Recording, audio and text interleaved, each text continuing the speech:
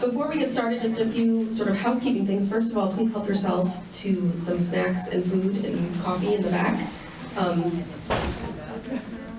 As well, just so that you all know, we are also on Zoom currently, so we've got folks joining us remotely, and so I'll be trying to remember their presence and making sure we hear from them as well throughout the conversation. But I wanted to start by introducing myself and the folks who are on my team here this evening helping us with this project. My name is Dr. Caitlin Hoyle. I'm a research professor at UMass Boston in the Gerontology Institute. I'm here tonight with one of my doctoral students, Sierra Somerville, who's here taking notes, as well as some of our undergrads who are on the Zoom listening in. And we are part of a small research center. If you don't mind just tapping the slides for me. Sure.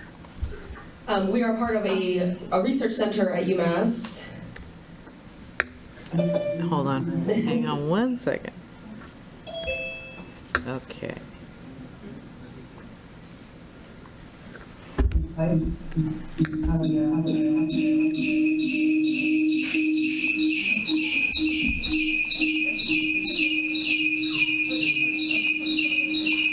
turned this off, so hopefully.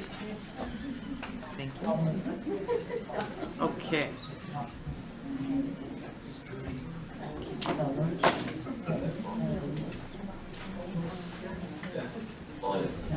Okay. All right, we're good. Okay, so we're at UMass Boston in the Gerontology Institute. We are the second oldest academic program in gerontology in the country, and currently 1 out of 4 people with a PhD. It might be the microphone. I wonder if it's picking up on this. Could be. Let's try that again. Okay. Sorry, guys. Does that need to be? Sorry about those technical difficulties. Is it? Can't hear you. Do you have your audio on? So we are, I'm going to continue on while we work out our technical difficulties. So we've been around since 2012. Since then, we've contracted with more than 70 cities and towns in Massachusetts, helping them plan for the aging of their population. So we go into the community, we need to understand the community, we collect data about the community, pair that with demographic information about the community, together with expertise in gerontology, provide recommendations to cities and towns as far as how they can plan and accommodate the aging of their population. This is what's doing the Okay, we're good? Keep clicking, Jean. So just to give you a little bit of history in terms of how we ended up here in this conversation this evening, back in 1991, the Reading Senior Center opened at the Pleasant Street Center location, where it currently is housed. In about 2015, the year 2015, the Reading Senior Center changed its name to the Pleasant Street Center as a way of trying to attract more participation and project a more inclusive message. In 2017, the Reading Council on Aging actually worked with us at UMass Boston to develop a needs assessment for the Pleasant Street Center, specifically focused on the physical building there. And the conclusion of that study was that the current facilities at the Pleasant Street Center are not meeting the need of the older adult population in Reading in terms of its physical space for people to gather and its capacity for growth.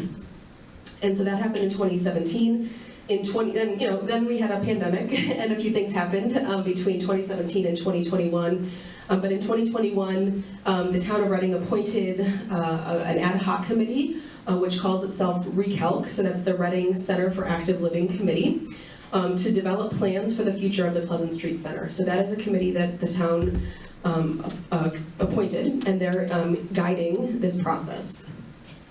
They hired us in 2022 to come back to the community to really engage the community in a conversation about their preferences and needs related to the Pleasant Street Center. So thinking about, we know the current Pleasant Street Center isn't working, it's not meeting the needs and the capacity of our community, so what's next? How do we think about the Pleasant Street Center and the town of Reading in terms of its needs and preferences for places to engage socially and actively? So that brings us to this evening's conversation. Jean?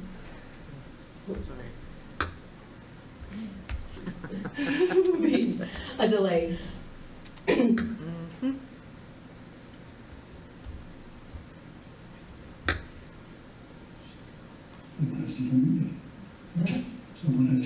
we go. Okay. So this is the Reading, the Center for Active Living Committee, which I already, I briefly mentioned. It's a volunteer committee that reports to the select board. It's working collaboratively with the Council on Aging. But I just wanted to familiarize you with their sort of charge and what their charge was doing, which is to explore the current and future needs of the community and initiate planning for a potential new senior/community center in town that will focus on residents age 60 plus and possibly other members of the community. So that is what Recalc is trying to do. They brought us in to help facilitate some of this community engagement and really hear from you all, and that's part of what we're doing here this evening, is to hear from you about when you think about the future of the Pleasant Street Center and the operations of the Pleasant Street Center, as well as sort of the other kinds of things you would like to see in the community. What comes to mind? What are the things that you would like to see, and have some conversation about that, which is what we're going to be doing this evening. Just a quick table of your age distribution here in Reading. It's based on 2016-2020 estimates from the American Community Survey. And so the thing I note here is that you have equal numbers. So you've got about 25% of your population is school-aged kids, under age 18 or under, as well as about 26% of your population is over age 60, which in the United States we consider that to be an older adult. So you've got sort of equal parts school-age kids and folks over age 60. And we anticipate that group 60 plus will continue to be a sizable share of your population, and part of that is due to sort of the baby boom generation, so just sort of a volume of people in that age bracket, but also people living longer and people wanting to live in their community longer. So we expect that is a trend that will both continue, if not grow, in terms of the size of your population. So that's just sort of setting us up for what we're doing here this evening, which is really to hear from you all. So we are going to be having sort of a forum conversation. So we've got some microphones, and Sierra's going to be helping me kind of go out and give you a microphone so that you can ask your questions and make your comments. I do have a few prompts prepared, but really this is your opportunity to tell us sort of, when you think about what a Reading Center for Active Living would look like, what would get you in the door at such a place, and where such a place might be in Reading. Those are the kinds of things we're going to be talking about this evening. So this is the third, actually. We had 2 forums back in April, one at the Pleasant Street Center and one here in this room, with about 85 people in attendance in total, which was great. So this is the third of those forums. In addition to these forums, we'll also be doing a series of focus groups over the summer with specific groups in the community. And then in the fall, we'll be putting out a survey to the residents of the town of Reading. And so it's really important that there's a number of ways for you to have your voice heard. This is one of them, but also to sort of stay tuned in terms of what Recalc is up to, and be sure to complete the survey in the fall. All of this information will be sort of put together in a report with recommendations to Recalc as far as what we heard from the forums, the focus groups, and the surveys, and also based on our experience in other communities as far as where to go from here. So I wanted to start getting a little warmed up in the conversation, talking about Reading as a community, as a place to live. You all, in theory, are residents. I don't know that for sure, but I'm making the assumption that many of you are residents of Reading. So I wanted to start by just talking about what are some of the things that you value about living in this community. What are the things you think make Reading a good place to live? And feel free to just raise your hand, and Sierra or I will come with the microphone. Yes? The location. Location. Yeah, you're close to the highways, you have the trains to get in and out of Boston, and all of that. Location to highways, approximate trains to Boston. Okay, that's part of it. Okay. And at one time, I don't know if it still is, the school system was very, very good for School our system is very good. Okay. Yes. Other good things.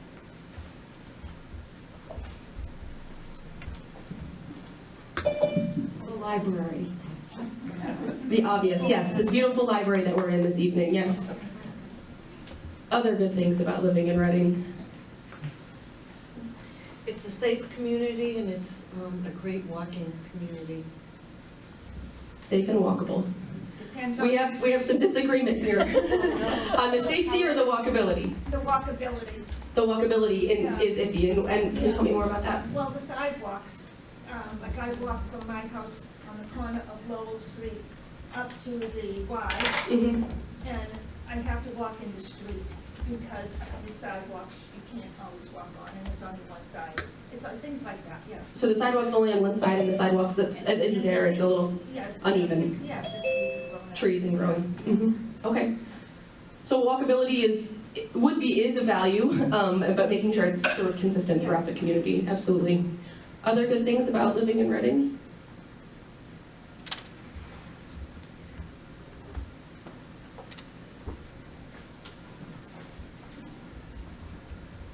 Town forest and the public lands in town that are very walkable. So the green space, the town forest, and the public lands will be very walkable. Do we have anybody on Zoom who has any? So I have asked people to use the raise hand function, so I'm Great. monitoring that. Wonderful. All right.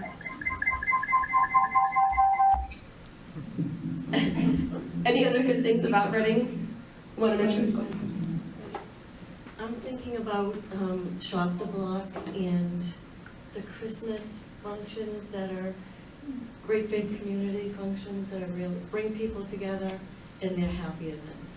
Mhm. And where are those located predominantly? Downtown. Downtown. Yeah.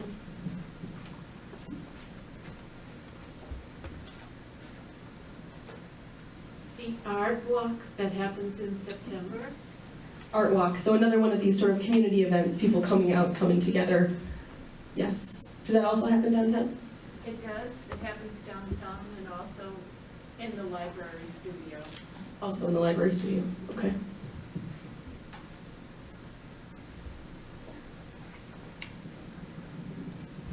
It's a stable community as far as who your neighbors are. It's not a transient community. It's a stable community and just a sense of neighborhood within the different areas of town, which is very different from living in the city. So you sort of know your neighbors. They're neighbors for a while, and there's sort of a stability there, a sense of neighborliness. I see some nodding with that. Yes. How about all our great high school sports teams? Girls softball, number 8 in the state, boys baseball, number 10. Yes, we've got some cheering in the back. Yes, so the schools and the sports and all the things that come with having a strong school system, I think are obviously very much a value. All right, well, we got somebody here. I also think the alert system in town seems to be pretty good. So, Can you tell me what that is, the alert system? I do know, from my experience, text, just in case someone gets lost, or is wandering somewhere. But even if there's an emergency, it seems to be pretty good, via text and phone calls. So I feel like it does keep residents up to date pretty well Okay. during certain situations. Sure. Piggybacking on that, we have a very good town hall staff. That's appreciated, lots of town staff who've served for many years. Yeah, strong town staff that have been here. Long tenure. We have a town nurse and social worker available to all residents. So a town social worker and nurse available to all residents as town employees. That's very much an asset. We have thriving arts and music in our community, theater. Thriving arts and music and theater. Yes. All wonderful community assets. And I think that's important as we think about sort of Reading as a community, thinking about all of those assets as we talk about what a Center for Active Living would mean for the community as important context. And we also have a wealth of volunteers in town, maybe not as many as we used to, but still many organizations that thrive with their support. Strong volunteers. Absolutely. Do you want to click to the next? Yep. So you probably knew where I was going with this, but the next question is sort of, okay, thinking about living in Reading and For those of you, thinking about staying in Reading as you get older, what are the things that you think of as being challenging for people who want to age in Reading? Tax rate. Tax rate, we hear that. Yes. A few nods from that. I'm happy when it was tax rate. You were going to say, yeah, she was going to say the same thing, tax rate. So the cost of living, specifically the cost of owning property in Reading, is high. Other things that make it challenging. I think it would be great if we had more restaurants in town, so that we didn't have to leave town so often to go out to dinner. There are some good ones, but it would be nice to have more. So more restaurants in town to get to be able to go out in the community, locally, socialize. That's important.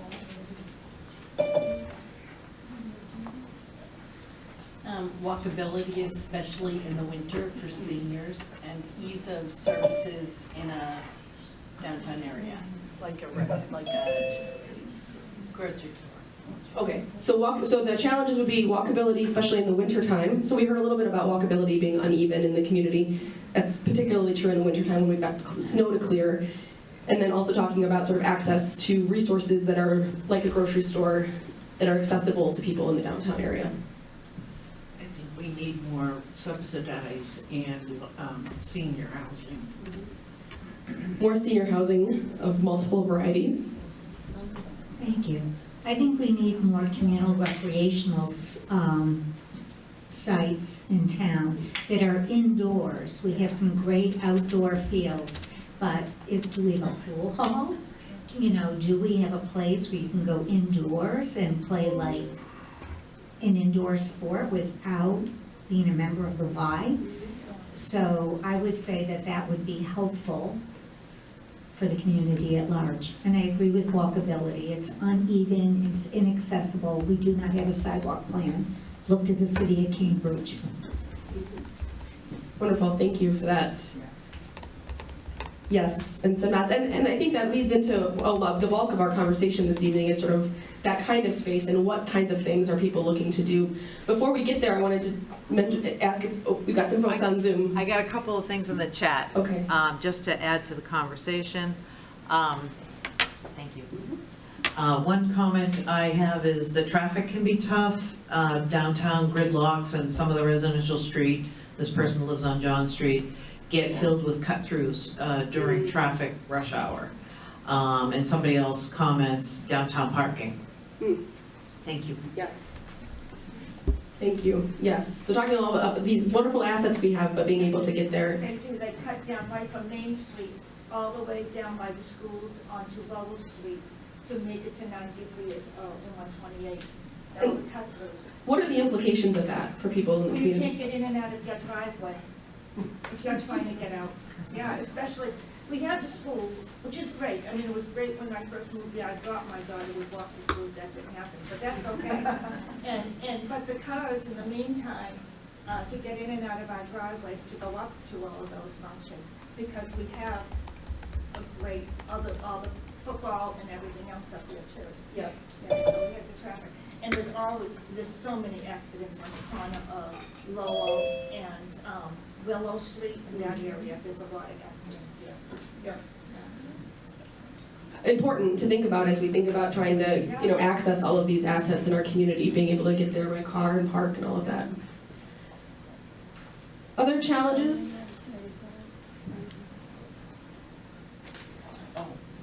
As a member of Reading Neighbors Network, elderly, well, not all elderly, group, which numbers 100 plus, we are very challenged to find space to meet for our large group meetings and our interest group meetings. And to have something available within the town to do that would be fabulous. So a wonderful group like Reading Neighbors Network, 100 plus volunteers that are helping the community having a space to meet that accommodates that size of a group. All right, other challenges before we move along. All right, Jeannie, mind clicking for me? You got it.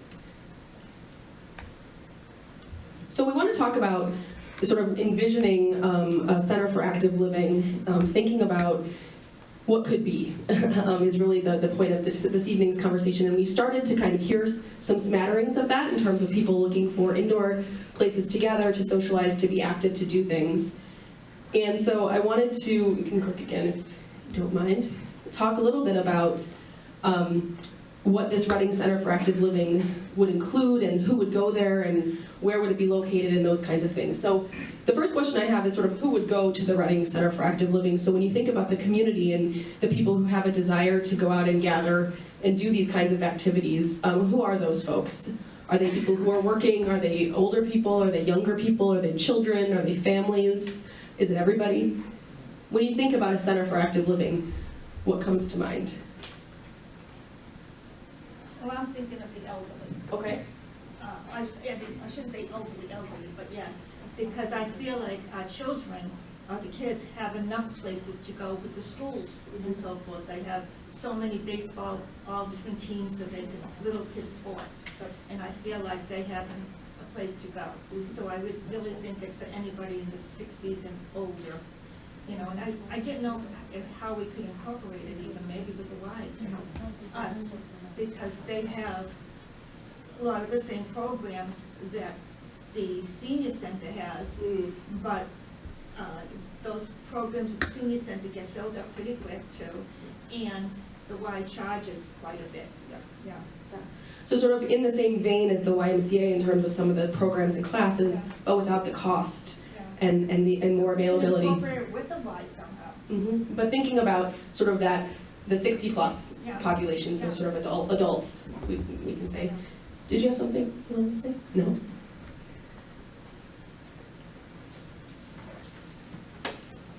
I think another thing is book groups. Book groups, older book groups like me at the Active Living, art classes, and also people like to play games, mahjong, etc. So art, games, absolutely. What other, oh, go ahead. I'm a shine counselor in the town, and I work in the basement of the senior center. And when I'm at the senior center, because I'm talking about people's medical condition, their meds, finances, etc., the whole area is essentially closed down. One Right. time, we almost had to call 911 because there was a fight. The fellows who were in the pool room did not want to give up Their playing game. in the pool room. So, and I said, well, do you mind if we close the door? They said, we cannot close the door because there's no ventilation, we can't breathe. So my client and the pool men almost got into fisticuffs. So we need space separate that isn't incorporated. And also, speaking from a shine counselor's point of view, we need some private space. I should not be taking out Right. an entire computer room, so no one has access to the computers or the pool room. Right.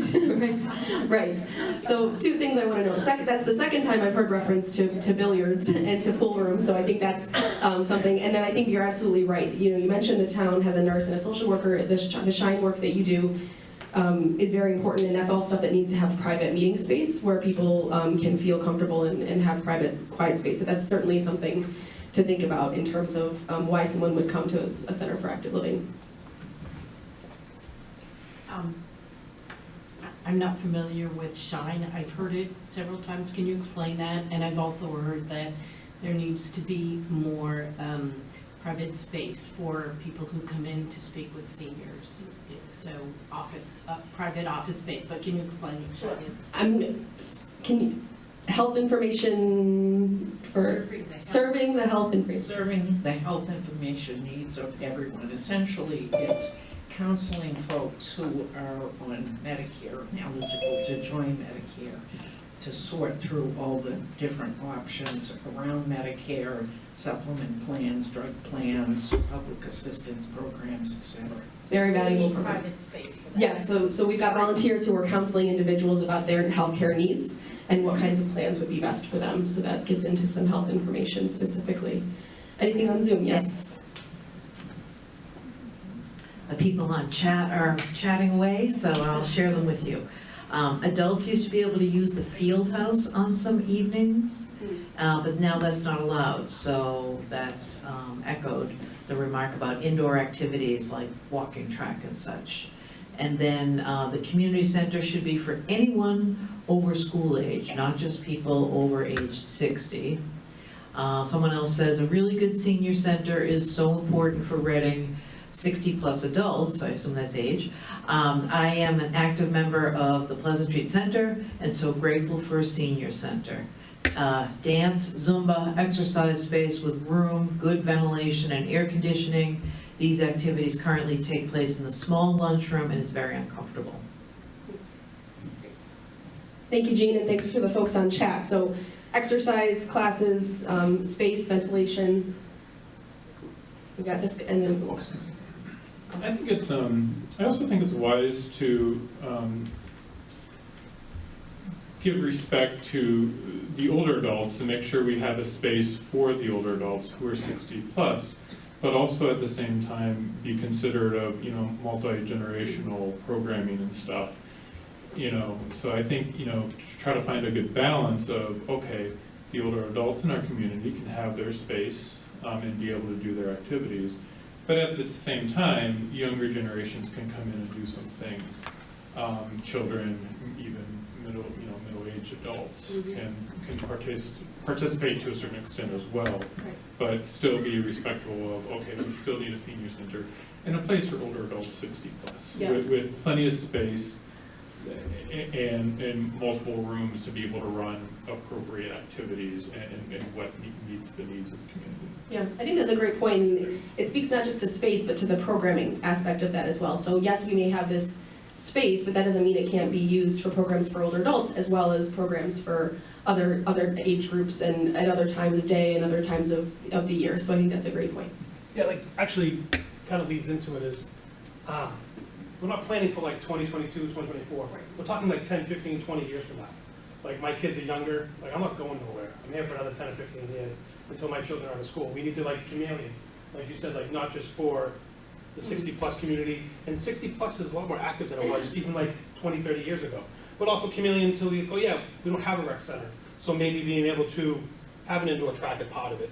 And then like have a computer room so people can update, you know, learn how to use like an iPhone or email stuff, because everything's online. Taxes now, you're not gonna be able to submit your taxes paper-wise anymore. You have to do it online. Like they want you to do an e-file. So like they're chameleon. So we can't think now. We gotta think, you know, 10, 15 years, 30 years from now. You know, you don't want to be last in the trough, you want to be first. Right. I love that word, chameleon. That's a great way to describe it. And I think the tech space is crucial, you know, whatever that looks like, but to have the ability and the capability to have people be able to both, at all spectrums of use, whether they're learning how to use an iPhone or they want to start learning how to program or something like that, to have some space for that is another important piece. And if I could say interaction, because the different age groups could support each other. Do you have any examples of that? Such as you're saying with technology. Yeah. So a high schooler certainly could teach me how to use something. Right, so programming for older adults, programming for folks of other ages, but also opportunities for those age groups to interact. And then the older person could teach the younger one a board game that they probably have never seen. Right, right. You teach me a video game, I'll teach you a board game, and we've all learned something. I think that's a great example. Thank you. Other things that would get people to come into, what would get you to go to a Reading Center for Active Living? What would you want to see? Adult education programs. Can you give an example? Oh, I don't know how to plan for retirement, or just, you know, basic adult learning, like learning about the Civil War, or learning about World War II, or something like that. Watercolor painting. Watercolor painting. Yeah, watercolor painting, history, planning for retirement, yes. Also, I think it's good to keep in mind age-friendly, dementia-friendly programming and space, especially as older adults age. Can you say a little bit more about what you mean by age and dementia-friendly space? You mean like the built environment, like the... Yeah, I think you can incorporate things into the building. Yes. To help, not just, you know, you can incorporate signage and things for, you know, older adults. Contrasting and colors. To make it dementia friendly as well. You know, and if you're gonna build a new facility, I think it's worth making sure we incorporate that in there. Yeah. And not just the physical facility, but also the programming. You know, what kind of programming are we doing? And can we draw that crowd in as well and have them be participants within the community and part of the town? Yeah. Do you have any examples of those kinds of programming that would bring folks with dementia in? I do. I just gotta remember them. You're right. I know I'm pushing you. Put me on the spot. I know. I'm just trying to. Yeah. And I'm trying to think of the names of them. Something cafe. Yeah, the memory cafes. Memory cafes. There's music programs. So certain exercise programs. Right. You know, just social programs. Social kinds of things. A lot of just social programs. Yeah, I think that's important. Yes. In that same vein, an adult day health center. Okay. Yeah, that's one of the sort of distinctions I was trying to think about is, you know, there's both the need for social connection and caregiver respite and just a place to go and have some fun, but I think there's also a more potentially serious need for adult day support for folks who need it. Yes. I've never gone to these, but I go to the Jenks Center in Winchester once in a while, and they have a really active movie program. Some classic old movies. I don't know how many people go to them, but Do they have like a theater space, or how do they project? Do they just project it on a wall? Or they have some very large rooms, but I don't think they have any specific theater space. We have no movie theaters near here at all, and I would think that might be attractive Yeah. to some. Yeah. Thank you. Got some on the chat too. Okay. So on the chat, where somebody mentioned about how the current location is so convenient, so they really like that idea, and I know we're kind of all around, but so I just wanted to mention that, and then if it does end up moving, thinking about transportation. And then somebody else said we do have a recreation center, I don't know what that means. And then somebody else said, how about cooking classes, that kind of thing, arts, that, so forth. Thanks. Thank you. Yes. Yeah, I was just gonna say, it's interesting as I'm listening, I just have to plug the library. The library just ran a watercolor class. We do have memory cafe. There is a lot of programs going on at the library. You'll see it in the children's room. There's a lot of adult programs going on, a lot of interesting topics, so I'm gonna plug that. Yeah. Take a peek at their newsletter. If you haven't signed up, sign up. Yes. Yes. Yeah, I think that's an important point. You know, we started this conversation by talking about all the different assets that Reading has to offer, and I think the library is one great example of that. And as we're thinking about a Center for Active Living, it's really important that we retain, you know, that we think about those things still exist, and so how do we complement them as opposed to sort of overlap or duplicate them. Jean, if you wanted to click through the slides, I think somebody in the chat mentioned location, and that was something that we wanted to talk a little bit about. But one more pass. Marilyn has something to say about what would bring you to a Center for Active Living. Just one more programming thing, exercise that's specifically for people with arthritis. Arthritis-specific program, exercise classes, yes. The one thing that would bring me to be a swimming pool and a walking track. Swimming pool and walking track. So really being physically active, having some indoor space to do such things, yep. Other ideas? What would bring you in if you saw it on the calendar? What would get you to come into a Reading Center for Active Living?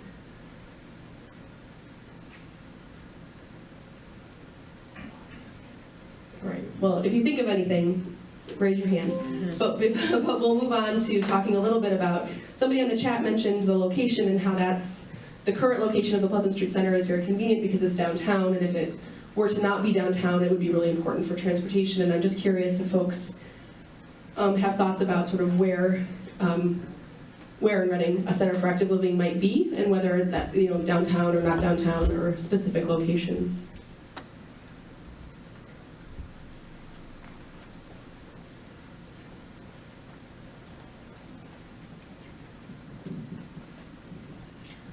I would say I've heard the total opposite as far as location, is that it might be conveniently located. However, it's an old building, the parking lot is limited, and I belong to a group that used to meet there during the pandemic, and we were talking about where do we go to meet, and there was half the club said, and we're only a small group of 30 people, so you have 30 cars, where do you park? So, parking, if we're talking about elders, we probably need to do more accessible spaces than the ADA design requirements state, because look at the population that you're catering to. So it's not feasible in that space. The other thing I just want to comment as you go on is that it almost sounds like, and I know there's been a lot of people volunteering their time, but when I hear things like swimming pool, we have one at the Y, we have a track at the high school. So maybe too, we need to be thinking about this beyond what could be in this building versus a coordinator to pull in to use the resources that we already have in the community, so we're not duplicative, and also from a cost perspective. There could be other reciprocity than the Senior Active Center gives to the Y that they may not have. So I think that we need to be thinking globally this space, but what we already have within the community. Yeah, I think two very good points. One, that yes, downtown is a convenient location, but it has limitations to it, and the number one being probably parking. So people, if there's nowhere for people to park, then they can't access the building. And then the other piece I think is really important too, and talked about it a little, we started the conversation talking about all the different assets in the community and how we have lots of resources in Reading, and so thinking about how the Center for Active Living fits into that already existing constellation of assets and adds to it as opposed to duplicating it. So I think both of those are great points. Other thoughts about location? So if we're thinking about rehabbing buildings, then we can think about the Market Basket Plaza. There's a lot of space there that we could think about acquiring and rehabbing. And if we're thinking about building on a new building on land that we own, we don't own a lot of land, so it would either Oakland Road or Simmons Way. So ideas about, the Market Basket Plaza as a rehab kind of space, and then a couple of ideas for new, plots of land that already exist. Agree about the Market Basket Plaza, but also I understand the Killam School is needing some major renovation or being rebuilt or whatever. They could rebuild a new school and the senior center could be at the Killam. Okay. So yes, the Killam there is some work, I think that, I don't know the details, but I know there's a big project happening there, and so thinking about possibly the use of that former school. Other ideas? Oh, yes. I think going back to, I know it was mentioned earlier, just to make sure parking is considered. I know a lot of the larger towns, Somerville, Cambridge, Boston, they just don't have the parking, and it really discourages a lot of people from getting and going to any center. So, wherever it might be, I would make sure priority is, convenient parking. Yeah, I think that's a good point. I think, the other part of that conversation is transportation. So people talk about if there isn't enough parking or there's limits to parking, thinking about other ways for people to get there. And so maybe we can talk a little bit about what kinds of transportation would have to be in place in order to get people to and from. I guess we could talk about what's currently available in terms of how, if people want to get to the Pleasant Street Center, in terms of how they do that via transportation. Do folks have ideas about that? What kinds of transportation exist already in Reading? We would.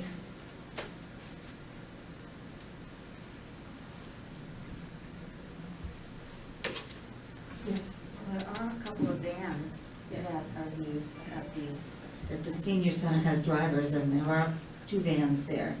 And they do pick up people and drop them off if needed, and you have to give them a day's notice or something. But I also know that in other towns, they have the ride, and we don't have that here. And that's much more convenient than having to call the van a day in advance.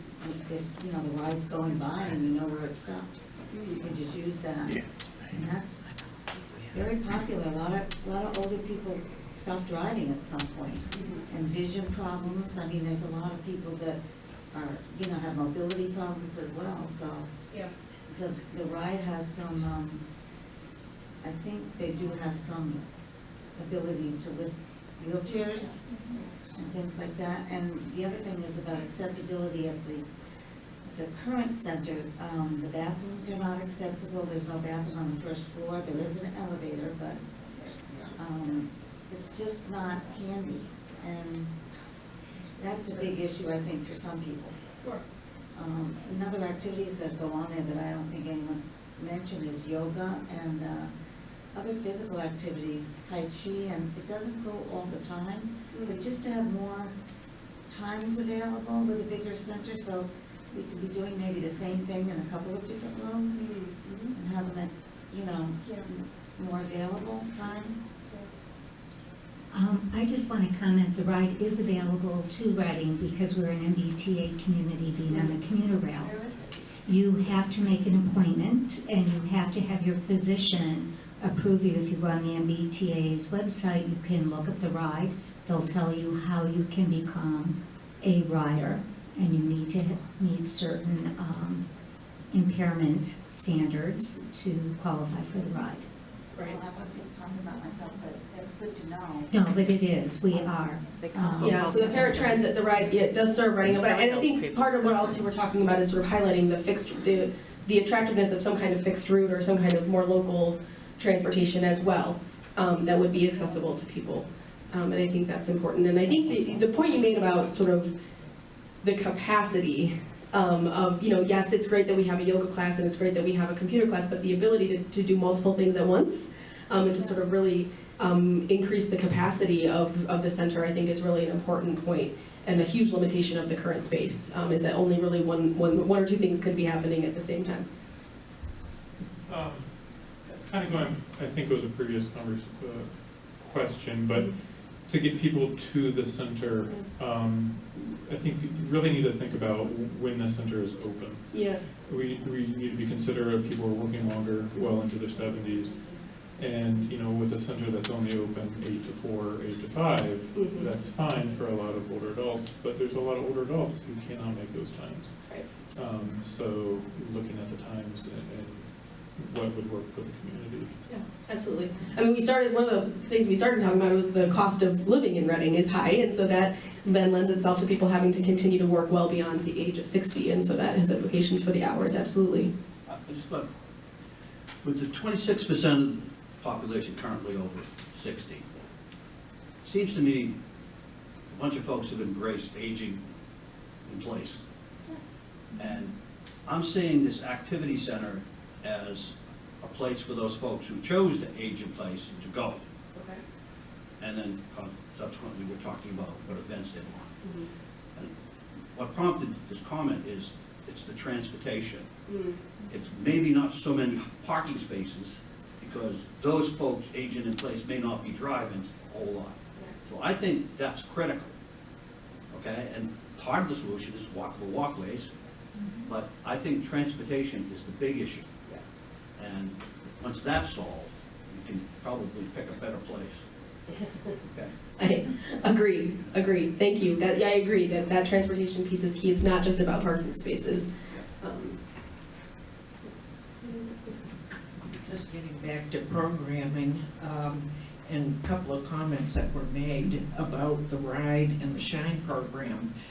To age in place, we need programs that teach people what thwhat are available. We have to teach people how to age in place. Right, to, you know, make them aware of resources that are available, and what they're about, so on and so forth. Yes, hugely important issue is sort of getting communication and information out about what is already available in the community and what that looks like. And where it was mentioned the hours, so maybe in the evening when there's a sporting event, that people would like to be together as a group. So like the Celtics right now in the playoffs, so they could set those up as that happens. Love that. Yeah, so evening, even to just have it open for, more informal kinds of gatherings, like watching a Celtics game or something like that in an evening, having a physical space to do that. Jean, do we have anybody on chat? Yes, a couple things. Okay. Yes, so the one comment is that we need a lot of more building space. I assume that means indoor space, as well as outdoor space, and then again, parking. And then transportation, again, is a big need, and expectation that our seniors are competent at using the internet. We need to engage our seniors more, maybe pairing them up with younger families, adopting a senior family if needed. We definitely need more independent living for our seniors, similar to Brooksby. I assume that's the place in Peabody. If a senior is not driving, they are very isolated. Thank you. Yeah, the outdoor space is something we haven't talked about in this room, but I think is also equally important. We talked about the existing green space, and there's been comment about walking trails and things like that. Any other thoughts about outdoor space in a center for active living? Not on outdoor space, but I had another, I don't know where we're at in this whole forum, so right. it seems to be going all over the road here. But I was just gonna say, just virtual programming. We've been talking about physical programming, but it's why, especially coming out of the pandemic, where there's been a lot of virtual programming, to consider that. And I think, in a lot of areas, that's been very positive, especially where a lot of older adults who go to Florida or may travel during parts of the year can still participate and be part of the community even though they're not in the community. So just the virtual programming as well. Thank you. Yeah, so to have capacity for programming to be sort of hybrid or offered in both or remote as well. All right. Other thoughts? Oh. I just want to ask a question. Sure. In the work that you've done, who does this well? And what takeaways can we use from who does this well, instead of trying to invent or reinvent the wheel? Because we don't know that. Yeah, well, it's a complicated question in some ways, because where it's being done well for their community, it's because they're playing into the community's needs and the existing assets, and they're kind of making it work in their community, which I think is the effort that's being taken up here in Reading, is really thinking about what would make it work here in our community. But there are certainly some communities that are, embracing the concept of a center for active living as opposed to a senior center, kind of, sort of moving away from the senior center type of, open 8 to 4 and only for people at 60 plus, that kind of thing. The Cape is doing a lot of, they have they're one of the oldest counties in the country. So they've been doing a lot of this work as far as trying to embrace sort of active aging. There's a number of other communities that are taking up this effort. But I really think that this idea of adult active living, this idea that it's not just about aging, it's about being an adult and wanting to be an active member of your community if you don't have children, or you don't have children who are in the home, that kind of thing. So I think it's really just kind of rethinking how we think about what it means to age in place. If I can just add to that. Sure. We are aware that one other thing that Recal, the committee, is doing among themselves is assessing sort of peer communities. Their committee has spent time going to communities around us and looking at what they are offering and how they're organized and all that. So the idea that we don't need to reinvent the wheel in Reading is definitely on the mind of the committee. And in addition to engaging the residents of Reading, they are sort of looking at what others are doing. Yeah, absolutely. Thank you, Liz.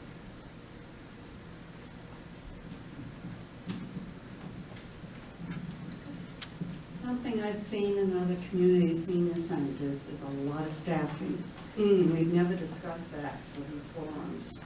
we're talking about building a new place with lots and lots of people coming Mhm. and lots of activities. We are very limited on staff, and if we're gonna have additional hours, Mhm. that's gonna increase all the expenses, so I think all of that has to be figured in this as well. Mhm.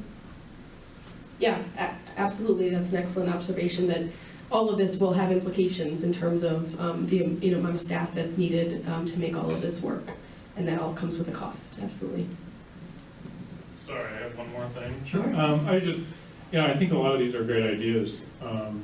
And I think everyone would love to have a wonderful, fantastic facility with, swimming pool and everything that you can imagine. Mm. But how can we do this without really increasing our taxes and especially overburdening the community, and I think that's very important to keep in mind, especially for older adults. Yeah, I the think very there's gonna be a lot of people pushback, we're gonna build a brand new facility, how much is that gonna cost us Pricey and what's that out, going right. to do with our taxes? Right. And I think that's something to really keep in mind as we move forward and consider everything. And, Right. I think it's a long, hard process. Mhm. And, yes, we have a lot of resources such as the Y, but what capacity is the Y at? Do we know what that is? Because I know like in Malden, a lot of older adults go to Malden, but man, they do not go to Malden YMCA during the summer because it is packed. And it's not good to get to that point. Right. So how do we get to our next step or steps down the road without really burdening our, the tax burden and everything, but also providing a really nice, amazing facility for our community and older adults and active, So. Yeah, no, it's absolutely a crucial part of the conversation, and these forums and the focus groups and the survey are the beginnings of a process that the ReHealth Committee is engaging in that will include things eventually like feasibility study and site studies, and really thinking about the logistics and some of these more specifics as far as how big and how many parking spots and all of that. But I think we're trying to just sort of really understand what's on the minds of the community as far as what they're looking for and what they're needing and wanting. But absolutely, that the cost piece, the very population that we're talking about is perhaps one of the most strained when it comes to the cost of living. And so adding to that is really sort of going against our mission here. What about the sister community? So you share with another community. We have this facility, you move that off, and you swap back and forth. So thinking about sort of sister community. A co-op kind of thing. So a neighboring senior center does a really great lunch program, so therefore we don't need to do a great lunch program. We can invest in our exercise programs and perhaps share transportation or something like that. I think it's... Or if they have a pool or a park or whatever. Mm-hmm. Yeah, I think it's an idea. And I know that we do know that there's some regionalization of senior centers in Massachusetts. It's a good idea. All right. You want to click? Oh, yep. Already got me. Okay, so next steps. So wanting to wrap up a little bit and give people a minute to sort of think about if there's anything else that you wanted to make sure that we heard about with respect to your thoughts about a Center for Active Living, both the building, the space, but also the programming. But before we do that, just talking a little bit about what's happening next. So I mentioned some focus groups that we're getting scheduled for the month of June, and those will be with both sort of town employees, but also community stakeholders, and a couple with residents themselves of various age groups, really digging deeper into sort of thinking about what are they going to be needing and wanting as they age in the community. And then I mentioned that survey that's coming in September. And so you will be receiving, I believe, a postcard about the survey in September, and it will be an online survey. And there will also be a phone option for people who would prefer to complete it by phone. You can call us at UMass and we'll help you with that. Very important. So everybody in this room, if you want to just sort of try to put that on the back of your mind and tell your neighbors and your friends that come September, that it's their opportunity really to make their voice heard, and there'll be some specific questions on there about things like, the very things we're talking about as far as pools and cost and all those sort of nitty-gritty types of things. And then we will be putting together a report based on both the qualitative and quantitative information that we've gathered, presenting that to the ReHealth Committee by the end of the year. They will use that as sort of fuel for their next steps of their process. All right. give us a list of the people on that committee? Give you a list of the people on that committee. I'm sure that's public information, and we can absolutely, It's on the website. on the website, there's a Yep. recalc portion of the website. Yep. Yes. So I want to thank Select Board. I think they put together this committee. I'm a town meeting member. We have been talking about the inadequacies. Beautiful building, doesn't serve us well right now, would be wonderful to be repurposed. And I think that what the recalc is doing is wonderful. I think that the town needs to give the senior citizens, all of the citizens and the committee the time to do this process well. And I'm saying this because I watched the select board meeting last night and I saw that there was a move to put together a committee to determine the best use for the property at Simon's Way. And there was some pushback, and I think that what needs to happen is to let this process play out. We have been thinking about this for years. The seniors have been saying this. I'm not quite there yet. I'm getting there. But we have known for years that this has been coming. We need to have a capital improvement plan committee. This has been, on the top of a lot of town meeting members' thoughts and desires for years. So for the select board to put forth a committee to determine the best use of the property at Simon's Way, which we've only owned for a couple of years, in the next couple of months is foolhardy. It is foolhardy, and I am asking right now, I'm asking the town manager and I'm asking the select board chair to hold off on putting together that committee until recalc has the time to determine what is best. It is possible that recalc says this is what we need. Maybe it goes into the Market Basket property. This is what we need. Maybe it goes somewhere else. This is what we need. Maybe it goes into the Simon's Way property. They can't do that if there's another committee that is forcing their hand. So I'm asking the town manager and the select board to hold off so that all of this really important work is able to be done without other groups forcing their hand, so that all of this important work is done. It is done without being forced. It is being done in a very thoughtful process, and it's being done in the right way. And when that is done, a decision can be made, and then we can move forward with that property and make a decision. Great, thank you for that, and I think we heard that, and I agree. And I can't say enough about, I've been on a couple of recalc meetings that have gone late into the evening, and it's a very thoughtful group and a group that's really taking this process very serious. And so I agree with your sentiments. Other questions or thoughts about next steps on the recalc? Anything on the Zoom? No, check some, no. All right. Well, the teacher in me is feeling really proud that I get to give you like 30 minutes back to your, everybody gets so excited when we finish early after we've advertised for an 8:30 end. But I want to thank you all for your time and energy this evening, and for folks on the Zoom, and for Jean and Kevin for organizing this third and final forum. Please stay in tune with what recalc is up to. This is a process, as we mentioned, that's continuing, and it'll be very important for you to keep up and make sure you get your voice heard. Thank you.